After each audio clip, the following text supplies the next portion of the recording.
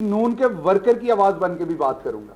वो जो एक हिस्सा होगा मेरी प्रेस कॉन्फ्रेंस का, वो हर पाकिस्तानी की आवाज होगा, और दूसरा हिस्सा जो है वो मैं सियासी बात करूंगा। वो हमारा अपना नजरिया है सियासी, उनका अपना नजरिया है। देखिए, आपने हालिया दिनों में मुस्लिम लीग के जो कायद हैं नवाज शरीफ साहब, उनकी आपने चंद तकरीरें सुनी। मैं पहले दिन से इस व्यू पे था, आपने मेरा ट्वीट भी देखा था कि इनको तकरीर करने की इजाजत ना दी जाए। यकीन कीजिए, मुझे कोई खदशा उनसे सियासी नहीं था, सियासी तौर पे हमें उनसे कोई मसला नहीं है। मुझे खदशा उनसे था कि वो जहां बैठकर जो बात करेंगे उससे जो पाकिस्तान को ज़र्ब लगेगी, हमें 8 या 10 दिन या 15 दिन में यह नजर नहीं आएगा। आज से महीने बाद, 10 महीने बाद, साल बाद इंटरनेशनल मीडिया उसे कैसे इस्तेमाल करेगा, इससे हमें पता चलेगा कि आज जो उन्होंने बातें की हैं उनका नुकसान क्या हो गया है। क्या हम में से किसी को यह डाउट है, किसी को इस कमरे में बैठे हुए या पाकिस्तान के तूलो अर्ज में, यार ये दरवाजा बंद रहने दे, आप ना खोलें, पाकिस्तान के तूलो अर्ज में किसी को कोई डाउट है कि इंडिया पाकिस्तान को तोड़ना चाहता है? इंडिया पाकिस्तान की फौज पे हमला करके 5th जनरेशन वॉर के थ्रू पाकिस्तान को तोड़ना चाहता है, और जब उनको पता है कि पाकिस्तान की फौज कमजोर होगी तो पाकिस्तान कमजोर होगा। आपने ये अपनी टेलीविजन स्क्रीन पर ये देख रखा है और सोशल मीडिया पे भी कि रिसेंटली चंद महीने पहले इंडिया के एक स्ट्रेटेजिक डिफेंस एक्सपर्ट ने यह कहा कि अगर पाकिस्तान को तोड़ना है तो वहां पर उनकी फौज के खिलाफ बगावत करा दो, फौज को डिस्क्रेडिट करो, पाकिस्तान टूट जाएगा। यह बात किसी हद तक दुरुस्त है कि हमारा मुल्क जिस तरह की जियोपॉलिटिकल सिचुएशन पे है, जो हमारा जोग्राफिया है, जिस तरह का हमारा अजली दुश्मन इंडिया 1947 से लेके आज के दिन तक पाकिस्तान को तोड़े बगैर उसे चैन नहीं आ रहा। 1971 में वो एक दफा हमें नुकसान पहुंचा चुका, और उसका कन्फेशन ढाका के अंदर मोदी जो है वो कर चुके कि 1971 में इंडिया ने किस तरह से पाकिस्तान को 2 लाख किया। और अभी उनके डिफेंस स्ट्रेटेजिक एनालिस्ट जो हैं वो ये बात कह रहे हैं कि अगर पाकिस्तान को तोड़ना है तो पाकिस्तान की फौज को कंट्रोवर्शियल करो। और इसमें कोई शक नहीं कि हमारी फौज की वजह से हम महफूज हैं। हमारे मुल्क के खिलाफ दिन रात साजिशें की जाती हैं। कभी वो बलूचिस्तान के अंदर इंडिया साजिशें बुनता है, कभी वो कराची के अंदर बुनता है, कभी शिया सुन्नी फसादात कराने के लिए। अभी रिसेंटली हमारी जो बहादुर और समझदार इंटेलिजेंस एजेंसीज हैं, उन्होंने रिसेंटली एक नेटवर्क क्रैकडाउन किया है जो शिया उल्मा और सुन्नी उल्मा की हलाकत करा के मुल्क में शिया सुन्नी फसादात इंडिया बर्पा करवाना चाहता था। ये किसको शक नहीं है कि इंडिया पाकिस्तान की फौज के ऊपर अटैक करना चाहता है, सरहदों पर भी और 5th जनरेशन वॉर के थ्रू यहां भी। ये है वो सवाल जो मैं आपके साथ आज लेके चलूंगा। अब मेरा अगला सवाल है कि हमें माजी देखना है। मियां मफरूर जो नवाज शरीफ साहब हैं, जिन्हें अदालतों ने इश्तिहारी, जिन्हें अदालतों ने एक एब्सकॉन्डर डिक्लेयर कर रखा है, और जिनके भाई ने, ये आपके सामने में रखता हूं, एक एफिडेविट दिया था, जिनके भाई एक एफिडेविट दे के यहां से निकले थे कि 4 हफ्ते में उनका इलाज हो जाएगा। ये वो एफिडेविट है। ये जो पंजाब स्पीड हैं, जिनकी स्पीड फेडरल में जाके ठुस हो गई, जिनसे एक तकरीर भी मुनासिब नहीं होती, जिनकी भतीजी ने, उनकी बुनियादी तौर पर बहुत सारे लोग मरियम सफदर साहबा पे गिला करते हैं, मैं नहीं करता, क्योंकि शहबाज शरीफ हमेशा से he was a pathetic person in any way. लेकिन पंजाब के अवाम को आप लोग बहुत अच्छी तरह से जानते हैं कि डीजीपीआर को कैसे इस्तेमाल किया जाता था, इंफॉर्मेशन सिस्टम को कैसे इस्तेमाल किया जाता था उसकी इमेज बिल्डिंग करने के लिए। तो वो एक बिल्कुल पैथेटिक एडमिनिस्ट्रेटर था। और जैसे ही फेडरल में गया तो आपके सामने, अगर असेंबली में हमारे 2 एमएनए शोर शुरू कर दें तो हमें पहले से पता है कि शहबाज शरीफ से तकरीर नहीं होती। ये मैं आपको अंदर की बात बता रहा हूं। जिस दिन उनको तकरीर ना करने देनी हो, दो बंदे शोर करें, वो तकरीर नहीं कर सकते जम के। और यहां उनका वो आयरन मैन का एक पूरा इंप्रेशन था जो वहां झाग की तरह बैठ गया, और मरियम सफदर को वक्त मिल गया, उन्होंने एक आहनी हाथ से उन्हें साइड पे रिमूव किया। तस्वीरें सोशल मीडिया पे मौजूद हैं।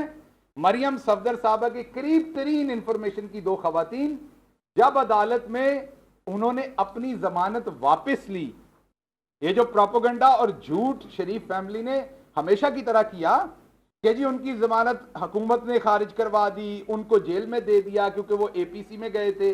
कोर्ट का फैसला पढ़ें, उन्होंने अपनी जमानत की दरखास्त वापस ली। ये कोर्ट का एक पेज का फैसला, उस पर 2 दफा लिखा हुआ है। उन्होंने जमानत की दरखास्त वापस ली और जिस पर उनकी जमानत कैंसिल हो गई। अब आप सोच रहे होंगे वापस क्यों ली? वापस इसलिए नहीं ली कि इसका कोई पॉलिटिकल फायदा होगा, क्योंकि ये मक्कार हैं। आप कोई और ग्राउंड बना के लाहौर हाई कोर्ट से ही दोबारा जमानत अप्लाई करने जाएंगे, क्योंकि इन्हें शायद लगता है कि सुप्रीम कोर्ट में शायद इन्हें रिलीफ ना मिले, जो इन्हें शायद लगता है कि लाहौर हाई कोर्ट से इन्हें मिले। लेकिन मेरे ख्याल में फैसला तो हर जगह मेरिट पर होना है, आप जहां से भी करें। लेकिन बहरहाल वापस आता हूं मैं मुद्दे पे कि आज इनकी ये जो साजिशी जमात बन गई है, जिसमें इनके बहुत सारे लोग जो हैं जिन्होंने माल पानी छोटा मोटा खाया है, छोटी मोटी चोरी की है, लेकिन वो मुल्क दुश्मन नहीं है। वो अपनी फौज के खिलाफ, अपने इदारों के खिलाफ, अपने वो छोटी मोटी उनको को फाइन हो जाएगा, कोई 2 साल की सजा हो जाएगी, 4 की हो जाएगी। कुछ ऐसे भी हैं जिन्होंने नहीं खाया, लेकिन वो पाकिस्तान मुखालिफ बयानियां, अपनी अफवाज के खिलाफ बयानियां का हिस्सा वो नहीं बनना चाहते। उनके लिए बड़ा मसला है कि हम अपनी पार्टी को, अपने वोटर को किस तरीके से डिफेंड करें। ज्यादा मसले में नवाज शरीफ साहब ने उनको डाल दिया है। उसके साथ साथ हमने ये भी देखना है कि नवाज शरीफ ऐसा करते क्यों हैं। सवाल यह है कि नवाज शरीफ का फौज से मसला ही क्यों बनता है हमेशा। आप देख लीजिए, पहले 1993 में भी इनका फौज से मसला बना, उसके बाद उससे पहले गुलाम इसाक खान साहब से मसला बना, फिर फौज से बना, फिर 99 में परवेज मुशर्रफ साहब से बना, फिर राहील शरीफ साहब से बना, अब इनको बाजवा साहब से भी मसला है। तो फौज के साथ इनका मसला यह है कि ये अमीरुल मोमिनीन बनना चाहते हैं, पूरा कंट्रोल, इसलिए ताकि मैं करप्शन करूं और को पकड़ ना सके।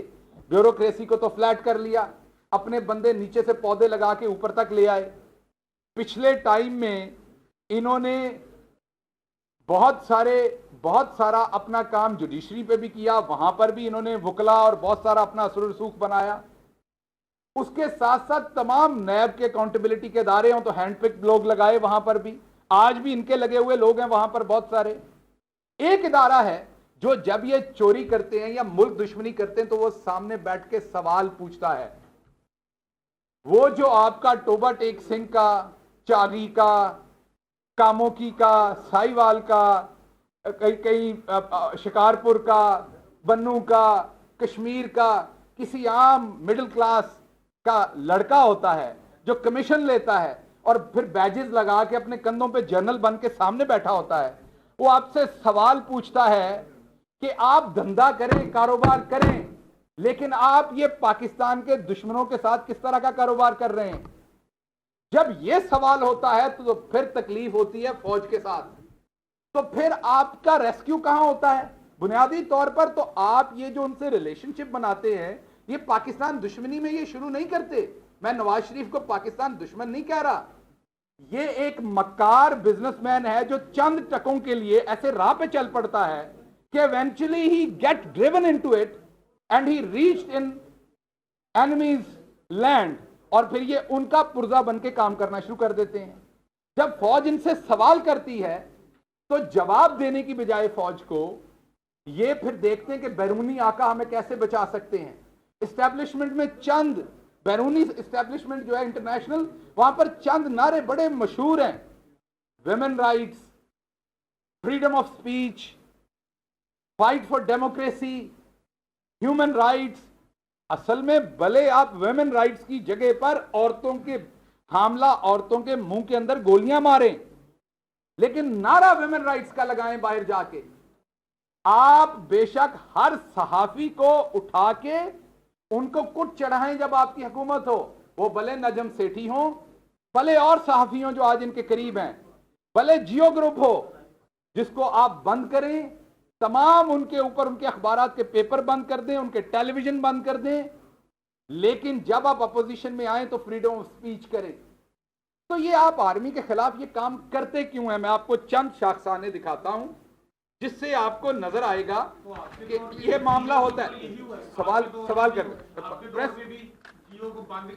प्रेस कॉन्फ्रेंस कर लेने दे, आपकी बारी है, आपकी बारी आएगी, प्रेस कॉन्फ्रेंस कर लेने दे, आपकी बारी आएगी। मैं जियो को क्लोजली डील करता हूं, ना छेड़े मुझे। अच्छा, फिर आपने कहना आपने ज्यादती कर दी। अभी मुझे पूरी करनी, पूरी प्रेस कॉन्फ्रेंस। मैंने तो भाई को पहले कहा था कि आज आए हैं आप, मुझे एजेंडा नजर आ रहा है, लेकिन आप एजेंडे की इतनी तेजी तो ना करें, प्रेस कॉन्फ्रेंस तो कर लेने। आप भाई हैं, जिक्र मैंने और भी बड़े करने हैं, वो भी आपको बुरे लग रहे हैं, लेकिन सुन ले। ये जो जिक्र अगला करने लगा हूं, ये भी आपको बुरा लगना, सुन ले मेरे भाई, सारे मौजूद लोग बैठे, सुन ले। अच्छा, आप भाई हैं, सुन ले। अच्छा जी, आपकी खिदमत में अर्ज करता हूं कि जिंदाल साहब एक बिजनेसमैन हैं जो पाकिस्तान बहुत दफा आए और आकर बगैर वीजे के प्राइम मिनिस्टर नवाज शरीफ को मरी में जाकर मिले। हम सियासत में नॉर्मली बिजनेसमैनों को इन्वॉल्व नहीं करते। आज मैं पाकिस्तान के बिजनेसमैन को सियासत में इन्वॉल्व करना चाहता हूं। आज मैं पाकिस्तान के बिजनेसमैन से यह पूछना चाहता हूं, क्या आप में से कभी कोई इंडिया जाकर बगैर वीजे के इंडियन प्राइम मिनिस्टर से मिला है?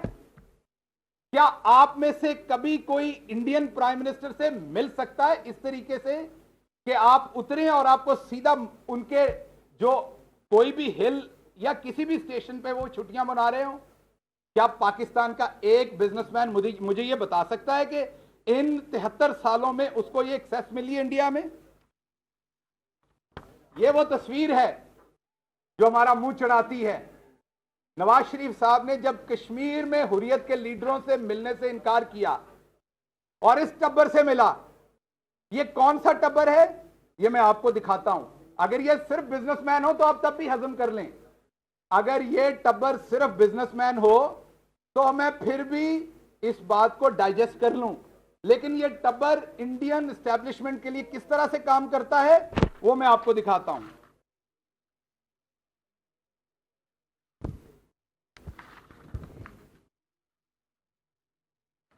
यह है सज्जन जिंदाल का ट्वीट। जैसे ही आपके सामने पठानकोट का जो वाकया हुआ, उसने फौरी तौर पर पाकिस्तान को 2 हिस्सों में नैरेटिव वाइज तकसीम किया। उसने कहा जब पाकिस्तान और इंडिया की पॉलिटिकल लोग इकट्ठे होने की कोशिश करते हैं, पाकिस्तानी एजेंसीज मीन पाकिस्तानी फौज, पाकिस्तानी आईएसआई हमले करवा देती है ताकि इकट्ठे ना हो सकें। वही नैरेटिव जो नवाज शरीफ बार बार कहता है, वही बात जो नवाज शरीफ बार बार कहता है कि हमारी फौज हमें हुकूमत नहीं करने देती, हमें फैसले नहीं करने देती। ये वो लाइन है जो नवाज शरीफ के आका लिखते हैं, ये बोलता है। आज नवाज शरीफ ने जो तकरीर की है, आप पिछले 5 साल इंडिया के चैनल्स की हेडलाइंस देख लें, वो वही बातें थी पहले जो उनके न्यूज डायरेक्टर, उनके एडिटर लिखते थे और वो बोलते थे। आज वो नवाज शरीफ के मुंह से, उनके न्यूज कास्टर के मुंह से निकल रही हैं। आज वो बातें उनके रिप्रेजेंटेटिव के मुंह से निकल रही हैं।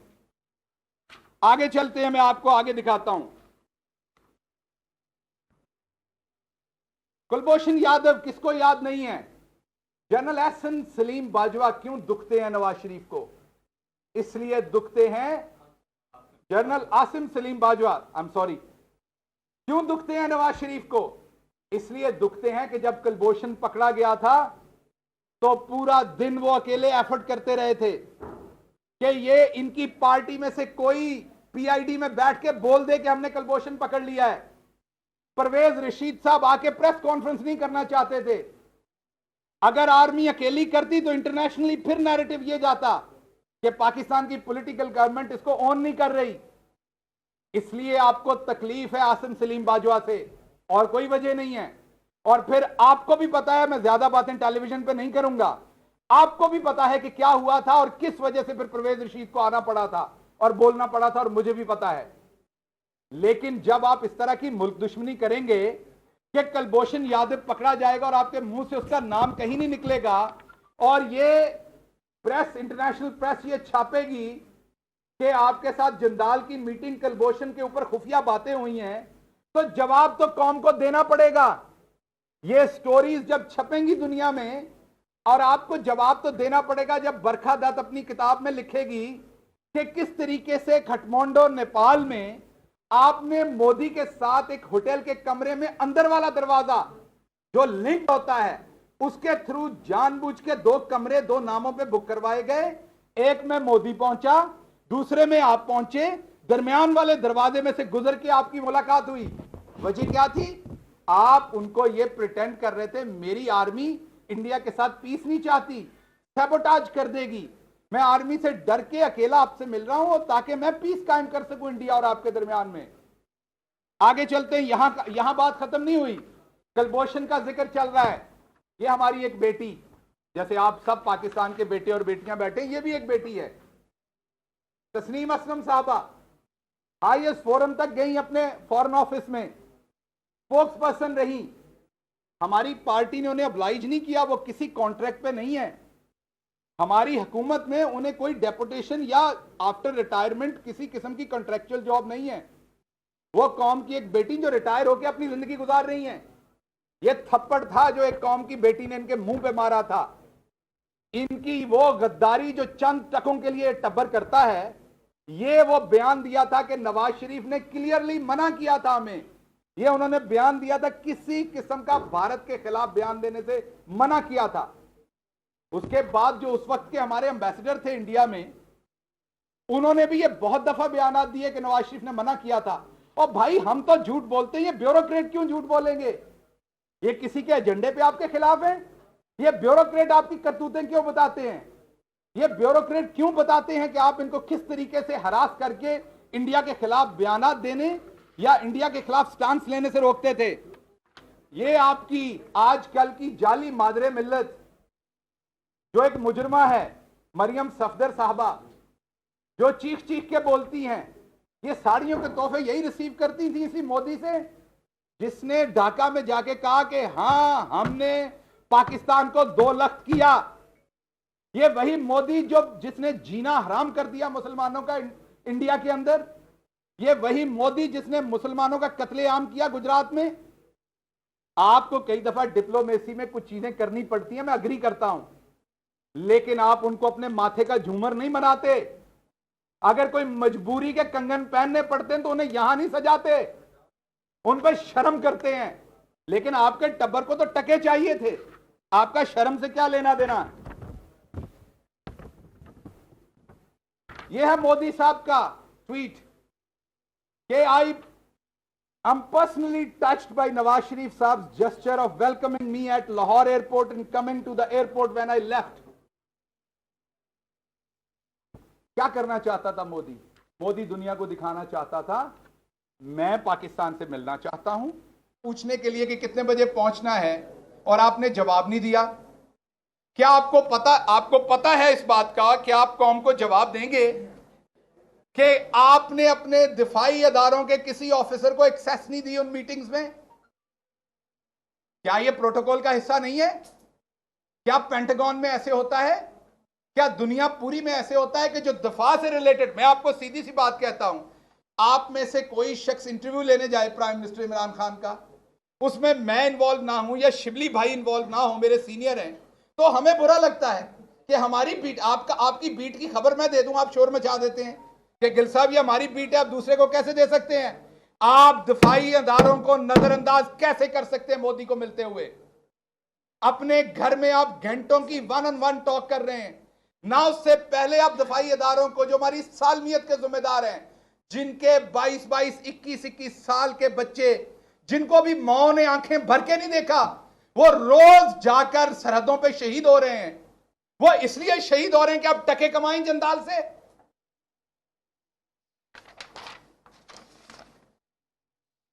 ये है वो पग शायद आप में से कुछ लोग देहात के ना हो, शायद आप लोग कुछ देहात के ना हो तो उन्हें ना पता हो पग क्या होती है। नवाज शरीफ अमृतसर से, इसे पता है पग क्या होती है।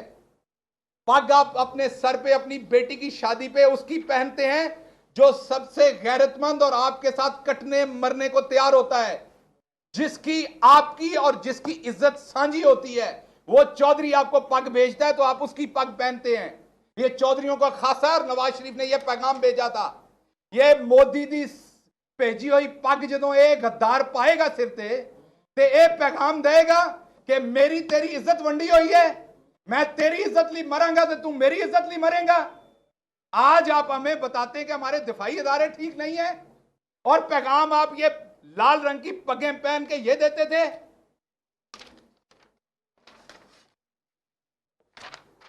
मैं इंडिया गया था, मुझे आज तक याद है, मेरे साथ एक 62 साल के प्रोफेसर थे। वो आगरा जाना चाहते थे क्योंकि उनका ख्याल था कि शायद वो दोबारा इंडिया ना आ सके अपनी जिंदगी में। और आगरा हमारे बड़े बूढ़ों ने बनाया हुआ है, हमारे मुसलमान हुक्मरान ने बनाया था, इन्हें प्यो दी जागीर नहीं है। तो देखना हमारा हक था, लेकिन हम नहीं जा सके थे क्योंकि हमारे पास सिर्फ दिल्ली का वीजा था। तब मैं एक प्रोफेसर था, प्रोफेसर से तो किसी को डर नहीं था, मैंने कोई सियासत नहीं करनी थी, कुछ और नहीं कर। हम 4 प्रोफेसर थे, नहीं जाने दिया। ए ਤੁਹਾਡਾ मामा लगता सी जिन्होंने मरी लैके गए सो, और उस तो बाद ट्वीट कर दी सी ਤੁਹਾਡੀ मरियम बीबी कि हमारे पर्सनल रिलेशनशिप है। और बीबी 10 की पर्सनल रिलेशनशिप ने तेरे नाल, सिर्फ धंधा है आप लोगों का, टके कमाते हैं आप लोग। ये तारुल कादरी साहब ने अपनी एक स्पीच में पूरा आपका कच्चा चिट्ठा खोला था। क्या आपने उन्हें किसी अदालत में लेके गए? आपने डिनाई किया किसी इल्जाम का? यह है जंदाल साहब जो अपना बूथा निकाल के आपके कॉरिडोर्स में तस्वीरें पेश कर रहे हैं आपके घर में। आपको बर्थडे विश करने का उन्हें एक्सेस है। पाकिस्तानी बिजनेसमैन को एक्सेस है बर्थडे विश करने का आपको, मोदी को? क्या मोदी किसी से मिलता है, किसी पाकिस्तानी बिजनेसमैन से? तो जनाबे वाला, बात सिंपल मेरी एक है, जवाब आपको देने पड़ने हैं। अगर आपकी प्रॉपर्टीज निकल आई हैं तो फौज के ऊपर अपना गंद मत फेंकें, हमारे दिफाई इदारों पर अपना गंद मत फेंकें। इस कमरे में बैठा हर शख्स भी यह जानता है कि हमारी फौज हमारे अमन की जमानत है। हम रात को सोते, होगी कोई कोताहियां हुई हैं हमसे, बिल्कुल जमहूरी दौर में कोताहियां हुई हैं। मैं खुद जमहूरियत के अंदर आज हूं, मुझे पता है हमारी, अगर आज कोई फेलियर है हमारी गवर्नमेंट का, वो हमारा है। अगर कोई सक्सेस है वो हमारी है। हमारी फौज हमें कहीं काम करने से नहीं रोकती। अगर हमारी कोई कुताही है तो आपकी तरह अपनी फौज पे नहीं डालेंगे कल को। अगर आज हम अवाम को किसी चीज पे कम डिलीवर कर सके हैं तो हमारी कुताही है, हमारी फौज की वजह से नहीं हम डिलीवर कम कर सके। तो अगर ये फौज इमरान खान के साथ मिलके पूरी दुनिया में मिसाल कायम कर सकती है, जिस तरह कोरोना को एनसीओसी में असद उमर की सरबराही में वो जो कमेटी प्राइम मिनिस्टर ने बनाई, दिन रात प्राइम मिनिस्टर ने एक एक मिनट का अपडेट लिया, हमारी फौज शाना बिशाना खड़ी हुई। इस फौज की कोऑर्डिनेशन के साथ हमने दुनिया में अल्लाह के हुक्म के साथ, वो मैंने पिछली प्रेस कॉन्फ्रेंस में भी कहा, वो मिसाल कायम की कि कहीं नहीं है, पूरी दुनिया के मुसलमान मुल्कों में मस्जिदें बंद हुई। अल्लाह के फजल से सीना ठोक के फख्र से कहता हूं, ये मेरी कौम और अल्लाह की रहमत है कि हमारे यहां 1 घंटे के लिए मस्जिदें बंद नहीं हुई। तो ये क्या फौज की वजह से नहीं हुआ? टिड्डी दिलाता है, हमारी फौज हमारे साथ मिलके जितना खतरा हम एक्सपेक्ट कर रहे थे उससे 25% भी नुकसान नहीं होता। स्प्रे तक कर रहे हैं हमारे जवान। सैलाब आता है, आपको फौज याद आती है। जब आपने लंबे बूट पहन के जाके वहां तस्वीरें खिंचवानी होती हैं सिंध या चनाब या झेलम के सैलाब पे, तो कौन होता है वहां पर कश्तियों पे लोगों को निकालने वाला? वो जिन कश्तियों में जाके बैठते हैं वो किसकी होती हैं कश्तियां? आपने अब लिया एनडीएमए के थ्रू, आपको चंद कश्तियां आई चंद साल पहले, उससे पहले किसकी कश्तियों में बैठ के आप तस्वीरें खिंचवाते थे?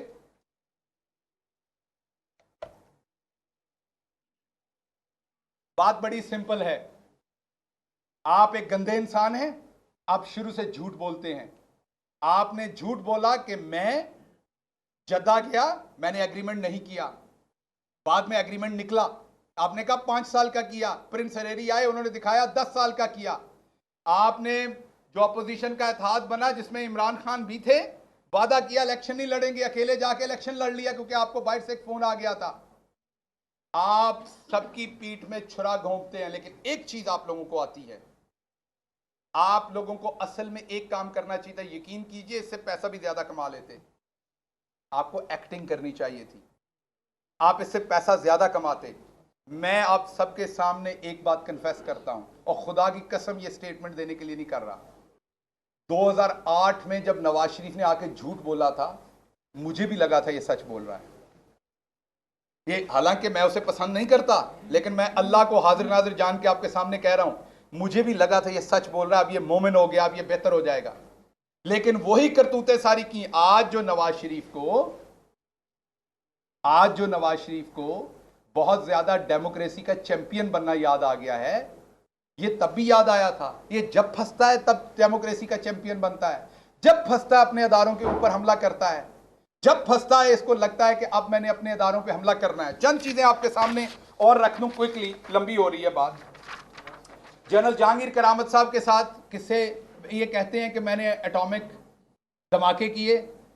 Doctor Abdul Qadeer Khan on record हैं कि क्या हुआ था, कैसे हुआ था, मैं रिपीट नहीं करूंगा। जावेद चौधरी के साथ उनका इंटरव्यू सुन लीजिए कि कितनी मुश्किल से इनसे धमाके करवाए थे। धमाके करने के चंद दिन बाद जनरल जहांगीर करामत से इन्होंने रिजाइन ले लिया।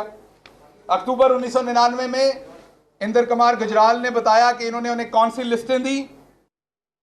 1999 में 2 इंडियन एयरक्राफ्ट्स ने पाकिस्तानी हदूद में हमारे नेवी के 16 जवानों को शहीद किया। ये मम रहा, शश रहा, चुप रहा, नहीं बोला। ये 12 अक्टूबर को पाकिस्तान के आर्मी चीफ अच्छे थे, बुरे थे, मुशर्रफ साहब से मसले थे, क्या थे, ठीक कर रहे थे, गलत कर रहे थे। हमारा मर्द या औरत, हमारा पाकिस्तानी अच्छा होगा, बुरा होगा, सजाए मौत भी देनी होगी, अपनी सरजमीन पे देंगे। कोई जुर्म भी होगा अपनी सरजमीन पे। ये उनको बताते हैं कि नवाब शाह जहाज ना उतारे, इंडिया से रिफ्यूलिंग कर लें। पाकिस्तान के सिटिंग आर्मी चीफ को वहां पे बेचते हैं। और बुज़दिल आप इतने हो कि यहां पे करो ना उन्हें। अगर आपने सैक करना है, रिमूव करना है, यहां करो। वोट किस लिए लिया था? आज तो बड़े लीडर बनते हैं आप, और आप ये कहते हैं कि मेरे से रिजाइन मांगा गया था। देखिए, आपको जब जब गुस्सा आता है, डॉन लीग्स पे आपको गुस्सा आया, आपने परवेज रशीद को फारिग कर दिया। फिर आपको गुस्सा आया, आपने किसी और को फारिग कर दिया। हुकूमत में आपको गुस्सा आता है, अपने लोगों को फारिग करते हैं। अपोजिशन में गुस्सा आता है तो आप पब्लिक को कहते हैं कि फौज के खिलाफ खड़े हो जाएं। आप मुझे ये बताइए, अपने बच्चों को क्यों नहीं लाते? खुद क्यों नहीं आप तशरीफ लाते? बहरहाल ये लंबी, इनकी करतूतें लंबी हैं। अब वक्त ज्यादा हो जाना है, इसलिए मैं इतनी लंबी बातों में नहीं जाता। आखिरी बात सिर्फ मैं ये करूंगा कि आप भले जंदाल को मरी लेके गए, आपकी तस्वीरें मैंने दिखाई, आपका इंडिया से क्या रिलेशनशिप है, रखें। आपने टके कमाने थे, बिल्कुल रखिए। आप सऊदी अरब में भी जरूर बताइए कि आपके खिलाफ क्या कार्रवाई शुरू हुई थी, उसका भी जवाब दें। जब आपने इजराइल के साथ को बिजनेस डील की थी, वहां वो क्या कार्रवाई थी आपकी फैमिली के खिलाफ। आपने सिर्फ एक बात का जवाब देना है जो हम आपसे मांग रहे हैं, सिर्फ एक बात का जवाब। एक बात का जवाब, जो दिल आता है करें। पैसा आपका पकड़ा गया है, जवाब आपको देना पड़ना है। आप अल्ताफ हुसैन बने, अल्ताफ हुसैन बनने की कोशिश करें। पिछले मंगल वाले दिन जिस एम्बेसी में लंदन में जाके आपने मुलाकातें की हैं, जितने बजे की हैं, हमें सब पता है। हमने धोती आपकी उठा दी तो मसला बन जाना है। ना करें, पाकिस्तान को इस तरह बेइज्जत ना करें। आखिरी पैगाम, इमरान खान मर्द का बच्चा है, 22 साल आपका मुकाबला किया, उसकी बीवी पे जाली केस बनाए, शौकत खानम पे गलीज आदमी ने केस बनाया था, शौकत खानम की दीवार के ऊपर गंद फेंका था, आला एक मुअज़्ज़ज़ अदालत ने उस हनीफ अब्बासी के मुंह पे थप्पड़ लगाकर वो गंद धोया उस दीवार से। आपने बड़ा कुछ किया इमरान खान के साथ। आज आपको इमरान खान के नुमाइंदे के तौर पर एक पैगाम देना चाहता हूं। इमरान खान मर्द का बच्चा खड़ा है, आपका मुकाबला करेगा। अगर आप मर्द के बच्चे हैं तो हमसे मुकाबला करें, हमसे सीधा हम में वजह आके। हमारी अफवाज पे हमले ना करें, हम खड़े हैं ना आपके सामने। पॉलिटिक्स करनी हमारे साथ करें, मैं स्क्रीन में देख के बात कर रहा हूं। हमारी पूरी पार्टी खड़ी है, हमें कहें आपने जो कहना। आप हमें सिलेक्टेड कहते हैं, कहें, जवाब देंगे उसका आपको। आप हमें करप्ट कहते हैं, कहें, हम आपको जवाब देंगे उसका, आपकी करप्शन भी बताएंगे। उन जवानों का कफन बीच में मत लेके आए जो रोज वहां शहादत देते हैं। इंडिया का एजेंडा पूरा मत करें जो हमारी फौज के बारे में वो कहती है। पूरी वेस्ट में मैं अमेरिका में पढ़ाता था, इंडिया दिन रात ये एफर्ट करता है वेस्ट में ये पेंट करने के लिए। अमेरिका की हर यूनिवर्सिटी में वो ये माइंडसेट प्रिवेल करने की कोशिश करते हैं, वहां पे जाके लोगों को ब्रेन वॉश करने की, कि पाकिस्तान की जो आर्मी है वो किसी के नीचे नहीं है। हमें तो आर्मी से कहीं मसला हमारे प्राइम मिनिस्टर को नजर नहीं आता। हमें तो लगता है, मैं तो खुदा की कसम खा के कहता हूं, मुझे तो ऐसे लगता है कि मेरा ही एक और डिपार्टमेंट है मेरी हुकूमत का, जहां हमें हेल्प होती है वहां वो हमारे साथ खड़े होते हैं। मुझे तो लगता है हम सब प्राइम मिनिस्टर, जो भी मुल्क का प्राइम मिनिस्टर होता है, जो भी हेड ऑफ स्टेट होता है, सारे इदारे उसके बच्चों की तरह होते हैं, सारे उसका हुक्म मानते हैं और अपने मुल्क के लिए आगे चलते हैं। अगर हम अपनी फौज के साथ मिलकर काम कर सकते हैं, अगर हम मिलके पाकिस्तान की कौम की खिदमत भी कर सकते हैं, और कोविड जैसी भले बात हो, सैलाब के इश्यूज हो, भले टिड्डी दिल हो, ये तमाम चीजें हम लोग इकट्ठे कर सकते हैं, तो आपको क्या मौत पड़ी थी? टके कहीं और से कमा लेते।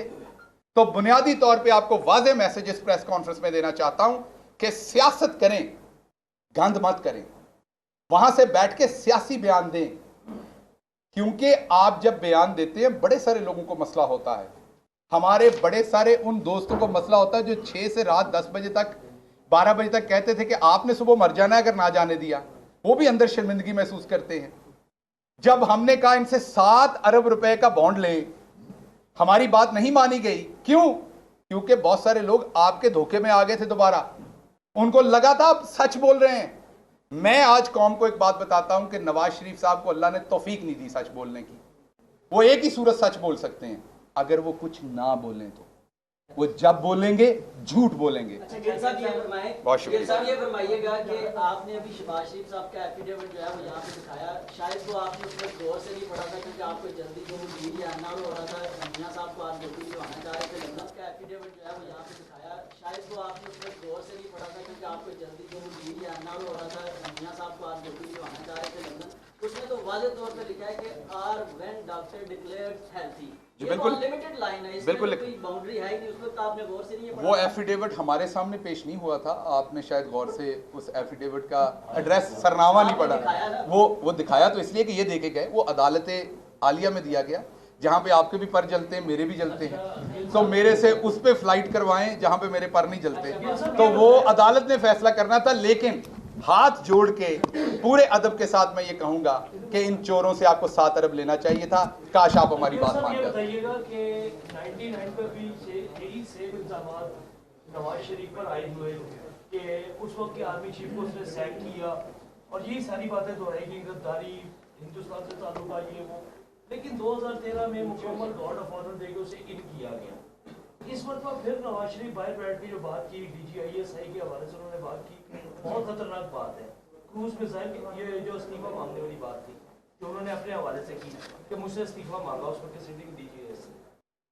इस वक्त ये दोबारा फिर ये ब्लेम गेम, हिंदुस्तान गद्दारी, ब्लेम गेम ही होगी कि हुकूमत तो एक कंक्रीट एफर्ट करेगी मुस्तकिल तौर पे ये वाला चैप्टर हमेशा के लिए क्लोज करने का? बिल्कुल, आपने बहुत अच्छा सवाल किया। देखिए, अगर आप मेरे खिलाफ गद्दारी की बातें करें, आपके खिलाफ मैं करूं, कोई और करे, नामुनासिब बात होती किसी को गद्दार कहना, किसी के मजहब पे बात करना। लेकिन अगर मैं खुद करूं फिर आप क्या करेंगे? अगर मैं चीख चीख के कहूं कोई बात, नवाज शरीफ तो पिछला पूरा हफ्ता चीख चीख के कहते रहे। उन्होंने तो अपनी फौज को, अपने इदारों को, अपने मुल्क की इज्जत को जिस तरह वहां बैठ के पामाल किया, सिर्फ किस लिए? अपने पॉलिटिकल बेनिफिट के लिए। आपको इस बात का पता है, आपने अपने घरों में अपने बुजुर्गों को देखा होगा कि कई दफा वो सच बोलना चाहते हैं लेकिन खानदानी मुश्किलात होती है, वो कहते हैं चलो किसी का घर बच जाए, किसी की मोहल्ले में इज्जत बच जाए, वो जब्त कर जाते हैं। नवाज शरीफ अगर बड़ेपन का मुजाहरा करते, खुद तो बाहर चले गए भाई, इनके ने खुद वापस लेके जमानत अंदर गए, हमने तो नहीं कैंसिल कराई, यही अदालतें जिन्हें जहां से इन्हें रिलीफ मिलता है, तो ये जब्त कर जाते। इतनी क्या आपको, इतनी क्या जल्दी आई हुई है? मसला क्या आपका? तो वो तो खुद अपने आप को गद्दार कह रहे हैं, वो तो खुद वो बातें कर रहे हैं। मैं सिंपल सी बात कहता हूं, हम जब किसी को मुसलमान कहते हैं तो क्यों कहते हैं? उसको बोलना पड़ता है ला इलाहा इल्लल्लाह मुहम्मद रसूलुल्लाह। अगर मैं ये ना पढ़ूं तो मैं मुसलमान नहीं हूं, मुझे पढ़ना पड़ेगा ना।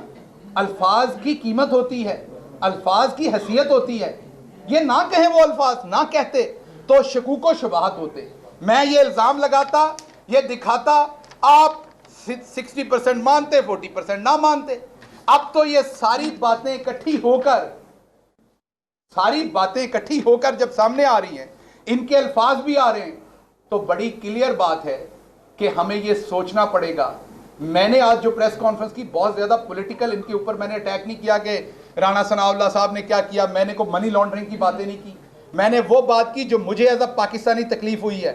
और यकीन करें, मैं दोबारा, आप सबको पता है पंजाब में मेरा आपके साथ रहा है, इनके 8 लोगों ने मुझे फोन करके कहा है कि हम आपकी पार्टी में तो नहीं आ सकते, हम आईनी तौर पर वहां से हमने इलेक्शन लड़ा हुआ है, लेकिन हमें यह भी समझ नहीं आती कि हम हल्के में कैसे जाएं जो बातें इन्होंने कर दी हैं। तो कम से कम ये अपनी पार्टी के लोगों पर, अपने वोटर पर ही रहम करते। अच्छा जी सर, मुशीबत के जवाब में दीजिएगा, पाकिस्तानी बन के जवाब दीजिएगा। जब इमरान खान के पास इक़्तिदार नहीं था तो यही इमरान खान इंडिया के चैनल में बैठकर अफवाज पाकिस्तान के खिलाफ बातें किया करता था कि फौज की मुदाखलत के बगैर कोई इक़्तिदार में नहीं आता। आज इक़्तिदार इमरान खान के पास है, नवाज शरीफ बाहर बैठकर वही बातें फौज के खिलाफ कर रहे हैं। क्या गारंटी है कि कल को इमरान खान को इक़्तिदार से हटा दिया जाएगा और फौज के खिलाफ? यहाँ पर 2 चीजें बड़ी इंपॉर्टेंट है। आपने जो बात की, इमरान खान के ये वाले काम नहीं है कहीं भी जो आपके सामने है, पहली बात। दूसरी बात जी, नहीं, वो तो सबके साथ मुलाकात करते, ओपन करते ना, छुप के तो नहीं करते, वीजे के बगैर तो नहीं करते। हाँ, नहीं तो बिल्कुल की है। वो तो गए थे, विजिट करने गए थे, तो मिले थे, पूरा वफ्द गया था यहां से। सो बात यह है कि प्राइम मिनिस्टर ने कभी अपनी आर्मी के खिलाफ या आर्मी के बारे में कोई भी डिफेंस रिलेटेड हमारी बात, मैंने क्रूज मिसाइल बनाया था, हमने रिवर्स इंजीनियरिंग की थी, ओ भाई को शर्म करो। कल को हो सकता है हम किसी और मुल्क को हमने उसकी डील करनी हो, बेचना हो, हमारे पे कॉपीराइट्स आ जाएंगे, आपने तो हमारी रिवर्स इंजीनियरिंग की हुई है। आप पागल हो गए हैं? आप मुल्क की सारे राज जो है वो मीडिया पे जाके दे रहे हैं। अगर प्राइम मिनिस्टर ने ये कहा, मेरे प्राइम मिनिस्टर ने ये कहा कि माजी में फौज ये करती रही है, मैं भी कह रहा हूं माजी में फौज का रोल रहा है, हर मुल्क में होता है, कहीं एक्सेस हो जाता है। हम अपने घर में बैठ के बात करेंगे अगर कोई है। क्या आज है? क्या हम कहते, हमने तो नहीं कहा 2013 का इलेक्शन फौज ने इनको जिताया था, हम तो नहीं कह रहे, हमने ये तो नहीं कहा फौज मिली हुई थी, इन्होंने धांधली की थी, ये यहाँ ब्यूरोक्रेसी के साथ मिलकर। इमरान खान की स्टेटमेंट है, जनरल क्यानी और ब्रिगेडियर डॉक्टर ताहिर कादरी के इंडिविजुअल हो सकता है, इंडिविजुअल हो सकता है, इंडिविजुअल किसी पे बात हो सकती है, ये इंस्टीट्यूशन पे बात करते हैं। अगला सवाल जी। अच्छा, ये बताइएगा शहबाज साहब कि 126 दिन का धरना दिया गया था तान साहब की तरफ से, अब ऑपोजिशन जो है वो लॉन्ग मार्च भी करने जा रही है, जल्द से जुलूस भी करने जा रही है, तो क्या उनको मुकम्मल आजादी होगी या पकड़ दकड़ होगी? देखिए, कानून के मुताबिक मैं 2 राय दूंगा आपको। कानून के मुताबिक उनका ये हक है कि वो जलसा जुलूस करें, जो उनका कानूनी हक है वो उनको मिलना चाहिए और मिलेगा। यहाँ से जुलूस लेके गए इस्लामाबाद, मेरी पूरी बात सुन, जो भी उनका कानूनी हक है, जो हम इस्तेमाल करते रहे, उन्हें भी मिलेगा। लेकिन थोड़ा सा हमारी अदालतों को और दूसरे लोगों को ये सोचना चाहिए कि ऐसे मुजरिम जो जमानतों पे हों या मफरूर हों, क्या उन्होंने जलसों में, वो तो फिर आज़ाद है ना। जो एक बंदा पहले ही मुजरिम है तो कुछ भी बोल देगा, तो अगर आप कुछ भी बोलने देंगे, इस तरह की फ्रीडम ऑफ स्पीच पे जाएंगे, तो फिर तो वेस्ट जो फ्रीडम ऑफ स्पीच मांगता है सारी, वो भी आपको देनी पड़ेगी और माननी पड़ेगी। तो ये बहुत ही डेलिकेट सिचुएशन है ऐसे लोगों के लिए जो मफरूर हैं या जमानतों पे हैं। इनके जो दूसरे लीडरान हैं उनके बारे में तो कानून बड़ा वाज़ेह, उनका हक है, जलसा करें, जुलूस करें, तोड़फोड़ ना करें, आवाम को नुकसान ना पहुंचाएं, अमनो अमा के साथ जो मर्जी करें, उनका हक है, एक जमहूरी मुल्क है। जी सर। आपने कुछ जनरल के खिलाफ बात करने का नवाज शरीफ खानदान की मकामी पे एक वाक़ा आ गया, लेकिन जब जनरल आसिम बाजवा की बात आती है तो उस वक्त पीटीआई की हुकूमत नेगेटिव क्यों नजर आती, क्यों उसके खिलाफ अभी तक कोई इंक्वायरी शुरू नहीं की गई? मैं इसका जवाब, देखिए, जनरल आसिम साहब ने जो भी उन पे इन्होंने इल्ज़ाम लगाए, उन्होंने उसका एक रिटन जवाब दिया। ये नहीं कहा हजूर ये हैं वो ज़राए किधर हैं, किसी नहीं लब्बे किधर गए ने हो, और जब तक लब रहे हैं कि उस स्पीकर साहब ने की दिता सी, आपके हाथ में है। आपको लगता है मैं तो अपने खिलाफ केस नहीं करूंगा, मुझे तो नहीं लगेगा मैं बुरा हूं, मुझे तो लगेगा मैं ठीक हूं। आपको लगता है हम बुरे हैं, आप उठा के नैब चले जाएं, ऊपर एक एप्लीकेशन डाल के अदालत में चले जाएं। वो क्योंकि उन्होंने ट्वीट कर दिया, मीडिया को दे दिया वो उनका रिटन स्टेटमेंट है, उससे वो वापस नहीं जा सकते। इन वाली कार्रवाई नहीं की, दुकानदारी नहीं की। हजूर ये है वो जराए, वो अमीन हफीज साहब वो जराए लबदे फिर रहे हैं, किधर गए हैं? अमीन शहबाज गिल भी, कोई अमीन हफीज अकेला नहीं, वो हम सारे जराए ढूंढते फिर रहे हैं, जराए नहीं लबदे। तो ये दो बातों को देखिए, पाकिस्तान में एक काम बड़ी बारीकी से, कुछ बारीक उस्ताद होते हैं, उनका काम ये होता है कि उन्होंने ये शो करना होता है कि इतने सारे इको जे ने